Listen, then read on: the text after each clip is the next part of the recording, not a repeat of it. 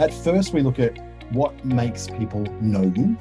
Secondly, when it comes to those golden rules of sales, we get people to like you. At this stage, we look at how to build trust with your audience, how to get people to trust you. Now, in the real world, there's ways we get people to trusting you, and most of those kind of things repeat over into the online world as well. One of the first things we do is we give away at least some of our best stuff. To get someone to trust you means sometimes getting them to take a dip their toe in the water to see if it suits them. And it means giving away something. It might be free access to your first course. It might be free access to your special collection of podcasts. It might be a free ebook, as we mentioned earlier on in similar sections of content like this.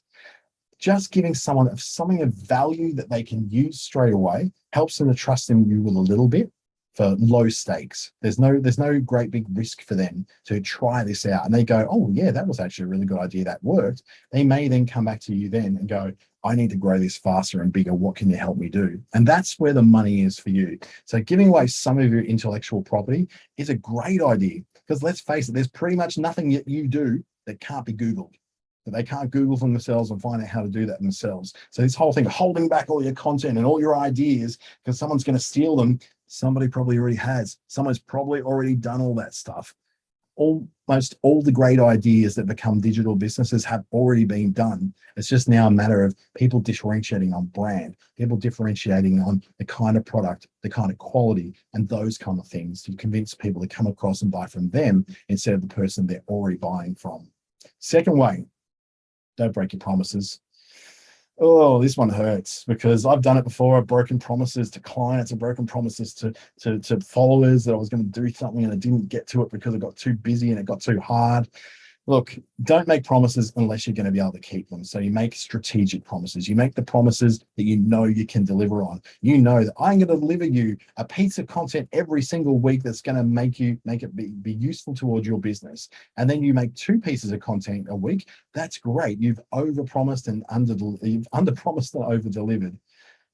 If you can't even get that one piece of stuff per week, though, you've overpromised and underdelivered, and that's a really bad place to go. So if you're going to make grand statements about challenges and grand statements about content, grand statements about new products and new ideas and events and all these kind of things, then you've also got to be delivering on those things, because if you don't, you show up as someone who cannot be trusted, and that's not what you want. If you want people to trust your brand, you want to build that trust with the audience. If you make a promise, make sure you deliver on that promise. Otherwise, you're that person, and nobody wants to be that person. It also means keeping the quality and product consistent. Kylie Jenner had this problem when she released a brush set for a makeup palette, and it was rubbish. The brush fell apart too quickly. The colors weren't quite what they were advertised to be, and she got slammed for it. Now she's still very popular, and she's still very rich, and still making tons and tons of money out of her Kylie range of products. But a lot of people never went back. They got that one bad experience and never went back to it. And fundamentally, she lost a couple of 100,000 customers. Because, and that's what I mean, a couple of 100,000, that's a lot of customers. She lost them all because she didn't deliver a consistent product that matched her image and her promise. And of course, people will turn away and never come back again. So if you deliver one good piece of content, make the next one just as good, or if not better. If you deliver a certain style of video, keep producing that style of video so people can understand and trust you because you are consistent. Work your testimonials and your recommendations into your content and properties. This helps people to trust you because it's not your word, it's someone else's. It's a customer just like them, a real person just like them, who is able to express how you helped them out. That's a powerful message to do. So if you include that stuff into your content and into your social media properties and into your website, please do, because it does create trust. Another way to create trust is to work on what case studies are. Now, a case study doesn't have to be a real world scenario. It doesn't have to be something you did with a real customer. It doesn't have to be necessarily something you've done with someone in real life. What it can be is the idea of something you can do. So a case study could be, say, for instance, if you are a lifestyle coach that helps people to get fit, to get their mindset together, you can have a case study of this woman is 36 years old. She's put on about 20 kilos in the last 5 years, and she's very sedentary, hasn't exercised in that whole time. But once upon a time, she was an athlete and very, very fit. thankfully, she has a thing called muscle memory, and we were able to tap into that. So if we're able to tap into that, we're able to introduce the foods that support that, an exercise regime that actually builds her up steadily, and she'll find she gets really quick results because she's done some work in her childhood that's carrying over to now.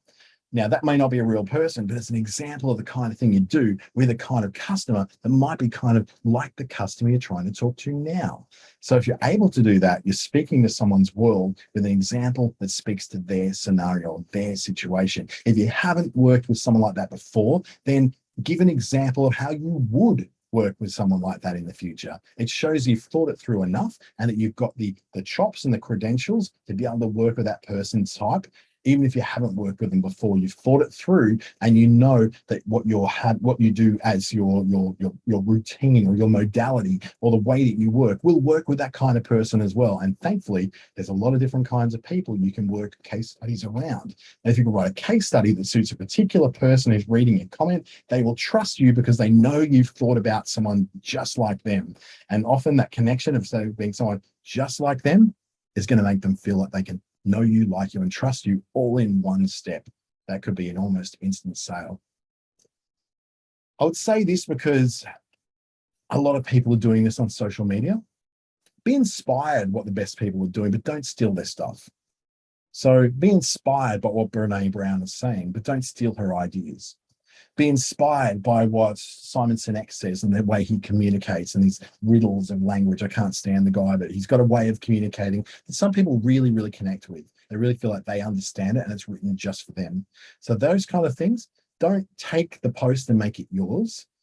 Make it something that's like it. Be inspired by the way that Simon Sinek writes. Be inspired by the ideas that Brené Brown's talking about. Be inspired by what John Maxwell has said in one of his books about leadership. And then take that idea, twist it into your world, into your words, into your way of expressing it, and it becomes something you're inspired by. And then, even more clever, show who you're inspired by. Say, if I was inspired by Justin Matthews from Omaha, Nebraska, and because he said this thing once upon a time in a tweet on Twitter, you're actually saying, yeah, I've thought about this in depth, and this person really inspired me, and I'm sharing that with you as a story, which is much nicer than you just going out and saying, I am so wise, here is my wisdom, when you're used to someone who they're used to seeing taking photos of their drunk friends on a weekend. It doesn't fit. It's a cognitive dissonance. Throat's getting dry in this air conditioning, I'll tell you that. It's certainly nice and cool in my office right now at home. I hope you're doing well in this time too, and you're either working from home or working from the office and staying safe. I know it's really weird times. I was hoping to get back in the office by now. It looks like back in the working from home. Thankfully, I've got everything I need here. So how to build trust with your audience continues by you not using strange words and arrogant language and jargon and corporatese. I'm going to touch base with you. It's just around the corner and up there that we're going to be, getting the right outcomes for your business. Don't talk like a business person, talk like a human being. If you're going to communicate with people, if they're going to trust you, you need to be able to talk the language they're talking. They need to be able to understand what you're saying so they can then trust what you're doing. You're not going to baffle people with bull dust. If you're trying to fool it, just have a conversation with big words that don't mean anything to anybody, but they mean a lot to you, and you think you're going to baffle them into somehow buying, you're going to lose them. They're not going to trust you because they can't understand a word you're saying, particularly in a multicultural society like ours. Try to keep the words simple, not because they're dumb, but try and keep the words to something that, say, a seventh grader, someone in year 7 can be able to understand. So you can understand like what a 12 or 13-year-old basically would be able to understand and be able to comprehend. That's how you speak. That's how you communicate with people in business of any background or any persuasion. As long as you can do things simply, knowing they understand, they know what they're getting, they know what they can expect, they know what their guarantees are, then they will trust you more because you've made it simple and easy for them to trust you. You haven't made it difficult for them to understand. Apologizing when you really should. I made a big public apology when I failed for a particular client some while ago. And I put it on Facebook and said, this particular client did everything they could that was right and we stuffed up. And I just want to own that and let people know I do. And it's one of the most reactive, posts I ever had. It was one of the most, well, people saying, man, we all make mistakes sometimes. I'm really glad you owned up to that. And the client came back and said, mate, you know what? Thank you so much for that. Like, I'm not going to use your company to do this, obviously, because you messed up. But thank you for admitting it, because that's so very rare that someone in business will do that. By saying sorry when you really should say sorry, it opens up that vulnerability. Vulnerability means someone can get to know you and like you. And even though in the case of that particular client, they didn't work with me anymore, they've still got the website I built for them, mind you, but they don't work with me anymore. But we're still friends, can shake hands at a meeting, know each other well, and are nice to each other. And they've got a damn good website out of me as well. It's, even though I didn't really get some of the points that they really wanted to get to right at the end, they've still got the website. They still love the website. They still use the website. Happy days. They still recommend people to me. Another way to build trust with your audience is allow a little space. It's like a little kid just pulling at your apron going, hey, I want attention, I want attention, I want attention, I want attention. Give people a chance to think about the offer. Give people a chance to think about what it is you do and to comprehend and process what you've just said, particularly if there's something technical about what you do, particularly if it's something very difficult to work through, or particularly if it's very expensive. They're not just going to say, yep, sign the dotted line right now because I'm going to sell you this $37,000 car. And you go, oh, I just came in to do a test drive. I didn't come in to buy it yet. I'm still going to organize finance. Oh, we can do the finance for it. Leave them alone. Step back. Let them think. Let them breathe. And they'll come back to you if they want it. If you sell something to someone they don't want, and they're not ready to buy, and they just do it because you pressured it, they're going to become a problem down the track for your company, for you, and your reputation will be shot. They will tell everybody that I bought this stupid car because I was pressured into it. I'm an idiot. But more than that, this guy sold it me as an absolute D-head, an absolute a-hole. He's just, yeah, your name's going to be dirt. No one's ever going to trust you because that word will get around, especially in the time of social media where there's so many places where people can talk about these things. You don't want to be that guy that everyone's talking about that can't be trusted because you were too pushy. And of course, offering some kind of guarantees or warranties can be very helpful in assuring someone with something concrete like that, something that's written in stone that says, this is our guarantee, this is our warranty. That builds trust because it builds reassurance. When someone's reassured that you are the right person to deal with because you've offered the right guarantees in place, then amen, they're going to be the person that's trusted. So how do you make fans out of your customers then? So we've talked all about the knowing, the liking, the trusting, but how do they then become fans who are going to tell people about who you are? What turns customers into fans? Under promising and over delivering. That's a really simple one. When you consistently promise something and you deliver more than that, people go, holy crap, this person said they were going to deliver this thing. They gave me an extra one. Or this person said they were going to deliver this project. They delivered it 2 weeks earlier than possible.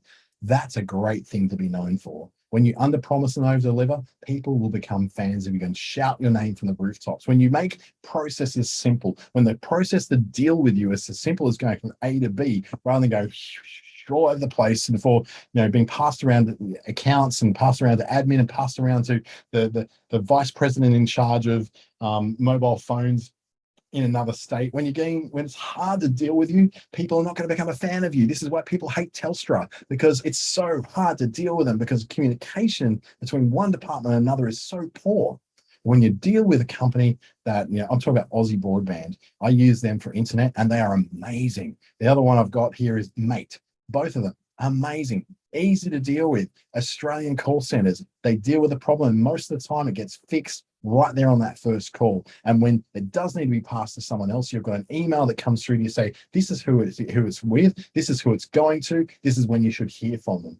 That is amazing service. So if you can do that, people become fans. I'm a fan of Aussie Broadband because of that. I've had 3 outages in the last 6 months from them, but because of the way they treat you and the way that they actually handle those things, I'm a massive fan and will always tell someone to use them, even if I've had those 3 outages, which are mostly due to things that are not in the control of Aussie Broadband at all.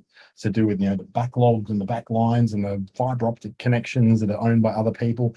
It doesn't matter to me. The fact that they preemptively communicated with me, I thought it would go on out, and all of a sudden I received a message on my phone saying, hey, we're having a bit of an outage in your area at the moment. I was like, geez, that's good. That's good. And they're working. Oh, working out. We expect it to be fixed in the next hour. Great. And it was fixed in 20 minutes, not an hour. That's under promising and over delivering, making things easy for people.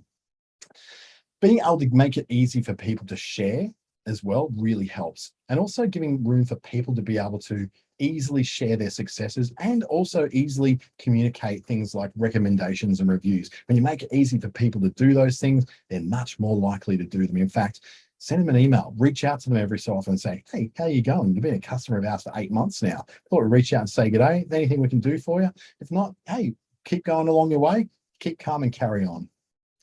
Another way is to thank people. Just reach out and thank a customer. Thanks for being our customer for the last year. We don't necessarily need to give you anything for that, but we're saying thank you because we just recognize this is your 1 year anniversary and we love having you on board. That sort of thing can help people feel much better about dealing with you and staying with you. Considering a lot of contracts last 12, 18 or 24 months, then reaching out every year to someone to let them know that you really appreciate their custom, that's a great idea, something really good to do. Invite people into private clubs, invite people into private Facebook groups. They love that kind of thing. It makes them feel special. And occasionally surprise people. Surprise someone with something so different that they wouldn't expect it. A gift in the mail. I get it from Facebook as a big customer of theirs. I get these occasional little gifts and I'm always surprised and delighted by them. And it helps me think good things about them because they do surprise me. So before we go, to get known, you have to get out there. Be generous, be nice, and be helpful because those are the kind of people who are liked. Deliver on the promise that you made and be consistent in your delivery.